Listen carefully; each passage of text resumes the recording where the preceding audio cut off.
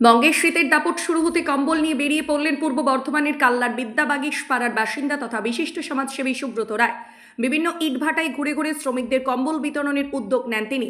জানা গেছে, ইটভাটার এই সমস্ত শ্রমিকদের শীত জন্য কম্বল বা লেপের ব্যবস্থা থাকে না। ছোট ছোট ছেলে মেয়েদের নিয়ে অতি কষ্টে শীত কাটান তারা। প্রতি বছরই সমাজসেবী সুব্রত রায় ওই সমস্ত শ্রমিকদের জন্য নানান উদ্যোগ নিয়ে থাকেন। এদিন বিভিন্ন এলাকার ইটভাটায় ঘুরে ঘুরে শতাধিক সহ নাগরিকদের হাতে কম্বল তুলে দিলেন। পাশাপাশি শিশুদের জন্য তিনি শুকনো খাবার নিয়ে গিয়ে নিজের হাতে পরিবেশন করেন। সাধক কমলাকান্ত মেডিকেল এজেন্সির কর্ণধর সুব্রত রায় শুধুমাত্র কম্বল বিতরণ নয়, সারা বছরই মানব সেবার কাজে নিজেকে নিয়োজিত রাখেন। ইতিমধ্যে বহু মন্দির নির্মাণের কাজে এগিয়ে এসেছেন তিনি।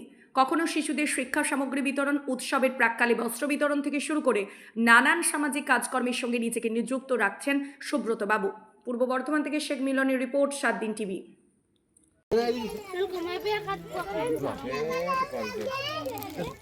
বাবু একটা দেবেন তো, ওই একটা নতুন বাচ্চা হয়েছে ওটা দেবেন তো।